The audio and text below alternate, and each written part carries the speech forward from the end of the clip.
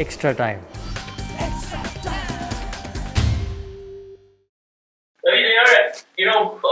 After this win, the one thought that comes to mind very clearly is that there are at least three players available for each slot in the Indian team. That is the kind of depth we are looking at. Like, for instance, there's a wicketkeeper batsman right now who's a toast of the cricketing world.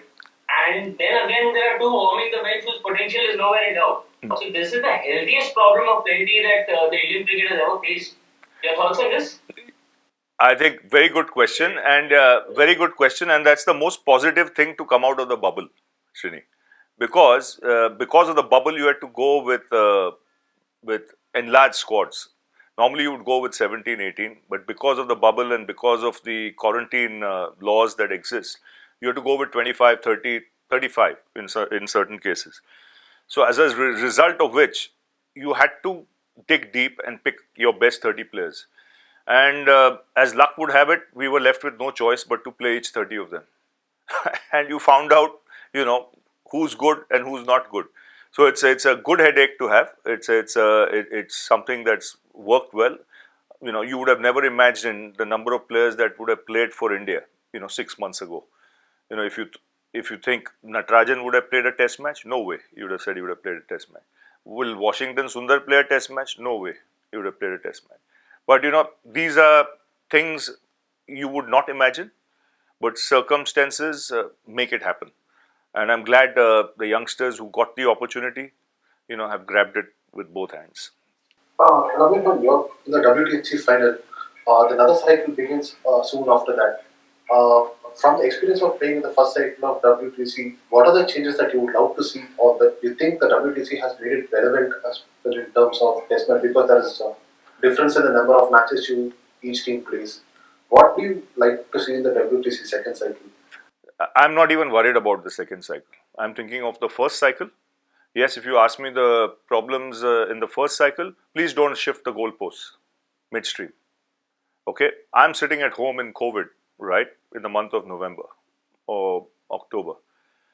You have got more points than any other team in the world, 360 at that time. Suddenly, a week later, without playing cricket, there's some rule that comes that they're going to go on percentage system, where you go from number 1 to number 3 in a week. Fine, that's because of countries not wanting to travel to countries that are in the red zone or whatever. All acceptable, fine. Now, I want to understand the logic behind this, because what is the way forward for me? I have 2 tours left, sitting on top of the table comfortably by leading by 60, 70 points as opposed to any other team. They say, no, you have to go to Australia. I say, okay. What have you to do in Australia? You have to beat Australia. Yeah. Now, how many teams in 100 years or last 10 years have gone to Australia and you can say guarantee will beat Australia? Now, the reason I'm saying this is you're sitting on top of the table, 360. Percentage system, you have to go to Australia to beat Australia. If you don't beat Australia, you come back home and beat England 4-0, you get close to 500 points, you still don't qualify. That is my experience. So, we have had to dig deep. We have had to go down every hole that's needed to find water. We found it, and we've earned our stripes to be in the final of the World Test Championship, the biggest trophy in the world, with 520 points. So, no more. Don't ask me about the next cycle. First, address this cycle. The team's catching from the second test onwards improved drastically. I mean, a lot of catches were put down in Australia, and in the past test also a few went down. Did you have a conversation with the team and also with the fielding coach? Fielding coach is outstanding. I don't need to have any conversations. And when you are in the bubble, you must understand where this Indian team has come from. We've been in a bubble for the last 5 months. We've played 8 test matches in 75 days. In my time, probably would play 8 test matches in a year.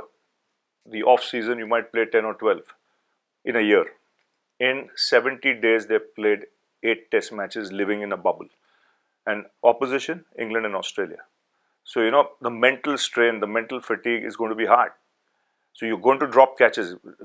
We were not the only team that dropped catches. Australia dropped as many catches as us, if not more. Okay. But the fact is, when we had to take those catches to win test matches, we took it. And that's all I want to remember, nothing else. And the fielding coach, outstanding job. He's one of the best in the world, understated. He's Indian, and he's one of the best. Ravi Ashwin also mentioned that the bubble has helped team develop a closer bond. As a coaching staff, what are the lessons that you take forward from this and for the time when the bubble rule is relaxed? I think I said that first day in Blacktown, when we started training in Australia in hard quarantine, hard but active. I mean, little more relaxed after the first 5 days where you could practice, but nevertheless hard. You couldn't get out of your rooms, nothing. I said to the boys, with adversity comes an opportunity. I said, cricket has never seen something like this since the Second World War. So what you guys are going through is unreal. It is against what you're used to, but you have no choice but to leave everything aside and focus on the game. It's channeling your energies from negative to positive in the direction of what you have come here for, and that is to play for India. So if you can do that, you will add a lot of positives in your character, team culture, work ethics going forward. And I must say, it is very easy for someone to lose the plot. With the restrictions, with the quarantine rules changing, goalposts shifting all the time. One day you're allowed to do something, next day you're not allowed to do something because of one case here, one case there. Things that you were promised not happening, as well. So when you look at all that, I thought the boys were simply magnificent. And I cannot say how proud I am of my Indian cricket team going through this tough period and qualifying for the World Test Championship against all odds. When you go from number 1 to number 3, sitting in your bedroom, not playing cricket, and then you qualify number 1 in every department, top of the table, ICC rankings, percentage ranking. Tomorrow there might be some other working that comes out. I think we'll be number 1 there also. I would just like to ask you a little bit about the youngsters in the side. Now, if we talk about Pant, Sundar, Siraj, Akshar, tell us the difference between you being a youngster in your time and them being youngsters right now. And secondly, what did you tell Rishabh Pant after the IPL when he was completely written off for more for his attitude than what he brought on the table to herald this kind of a transformation?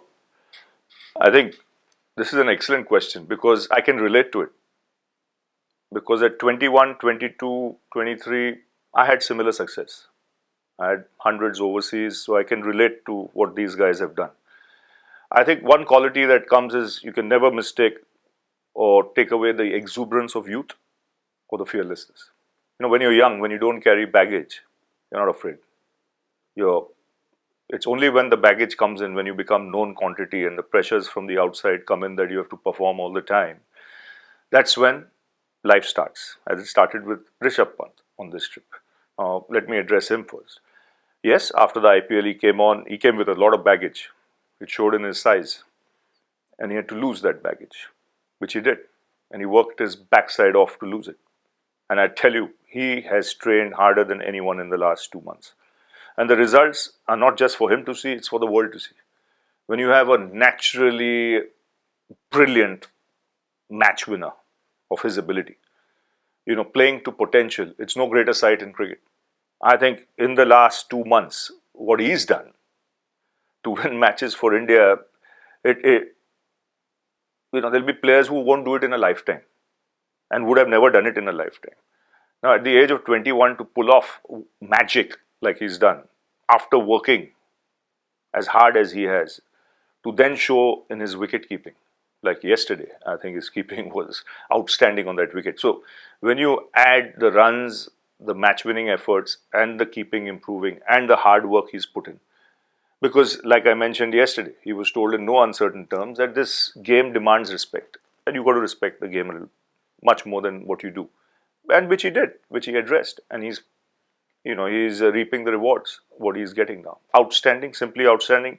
Washington Sundar, if I have to say, unbelievable composure and temperament. I mean, for someone who, yes, at under 19 age, he was an opening batsman. But to see that kind of body language and unfazed by the best bowlers in the world in the toughest situations, as in Brisbane, as in Chennai, was unreal. Because this was an even better innings, I would say, than Brisbane. Because you are playing at home, you have a world championship on the line, you're 50 adrift from the opposition, you're batting with Pant. You've got Akshar coming in next who can bat. But your objective is to get closer to 205. But these youngsters are not thinking in that fashion. They're playing normal cricket, they're playing fearless cricket, and they're playing free cricket. And you then go on to get 360. Akshar Patel, seasoned campaigner. I wouldn't call him a youngster. He's been around the Indian team for years. He's been very unlucky with injuries. A lot of other players have got opportunities because of his injuries, including the likes of Jadeja, including the likes of Krunal Pandya, because he's been injured. So this is the time when he was injury-free and he made the most of it. But try and think, India playing in India without a Jadeja is one of the best all-rounders in the world. He is arguably the best all-rounder in the world. He didn't play. Someone else grabbed an opportunity. Now when he comes in and the three play together, there'll be some fun, in India especially. Yesterday you spoke about, how the team management recognized that empathy was going to be very crucial through this period of being in the bubble. Can you give us an example of what this translated to in, how your day-to-day workings with the players, etc.? You had to be patient more than anything else. See, we started Australia with 2 losses, right, in the one-day game. So normally, in normal circumstances, you can go straight to the point and address it and saying, you can be a little aggressive, you can be, more straight to the point with the individual and tell him, pull up your socks.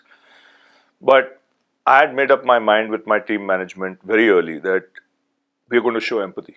Because for 6 months, a lot of the guys have not got out of their flats.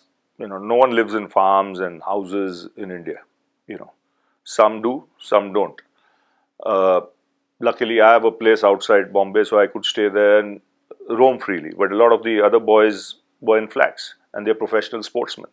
So when you can't get out and do the job you have to do for 6 months, which you've done all your life, it's not easy. While as in Australia, New Zealand, the rules were relaxed. People could go out, train. Australia even went out and played in England. So I knew very clearly that it will take time. Now, how much time do I be patient? That was my call. And it didn't take long because a week, 10 days. So we were 2 weeks quarantine, another week, 2 losses, so 3 weeks. By the time the boys had trained a bit, and I knew we needed one result, our way, for things to turn around very quickly. Because of the work we had done over the last 4-5 years as an Indian cricket team. You had realized that this team takes pride in winning. This team doesn't mind losing as long as they throw punches. So it was a matter of just being patient for that one switch of results. And it happened in the 3rd game, in the one-day game, through some brilliance from Hardik and Jaddu. And then you didn't look back. I don't think from that day, once we won that game, we matched Australia day for day. Because we lost the one-day series, we won the T20 series, and we won the Test series. So, you can't have a tour like that, where unreal, from lockdown to get unlocked and then pull off something special was very special. So that's where the empathy came. Where instead of being hard on the guys, you said, let's be patient, understand their mindset, where they've come from 6 months of lockdown, what they've gone through, what the rules are in this place you've gone to. And it was hard because things were being shifted every day. Things that were promised weren't happening. Let me be straight here, right? Because of one case here, one case, they could bend the rules. And we are very accommodating, very accommodating. Ravi, my question is extension about Washington Sundar. Like one fine day in the early 80s, you were told that you have to open against the best fast bowlers in the world. For Washington also, do you see the glimpse of you in him, like whatever tough runs that he has scored and the way he has recently said that if he is told to open, he can open like you did. So do you see a glimpse of you in him? I think he has far more natural ability than I had. But definitely he can, I think he should be batting in the top 4 for his state. There's no question about that. If I have to have a word with any of the Tamil Nadu selectors or the captain with DK or something of that sort, I think he should be batting in the top 4. He's good enough. He belongs there. He has the ability, and he can get a lot of runs. And at the same time, if he can focus on his bowling, India could have a very good number 6 in the future, even overseas. Someone who can get you a 50, 60, 70, and then can bowl for you about 20 overs and pick up 2-3 wickets. That was my role overseas. I think he can do that role easily and even better. Coach, one of the positives of the life of the bubble is, from our perspective, multiple players have said that they haven't had a better bonded team all this while. So, from the coaching staff and the team management's perspective, can you cite an example as to the kind of team bonding sessions or the measures that you took in order to get the boys to be together all this? They have no choice. There are restricted areas, there are team areas. So you can't go out anywhere, you can't meet anyone. And the same exists now. So if you want to get out of your room, go into a team area, where you'll meet other players. So what it's done, basically, it's made players meet each other more often after playing hours. And when you meet more often, somewhere down the line, there will be conversations regarding the game, which used to happen in our time. When you finish the game, you'd still be sitting in the dressing room a good hour after the game, talking cricket. So I think the best thing that's happened is talking cricket amongst, the team members. And they had no choice. So they were forced to do it, and that's been a big help. So they've got to understand each other better. They've got to understand each other's background, mental state, where they come from, where they are in life, settled, unsettled, what.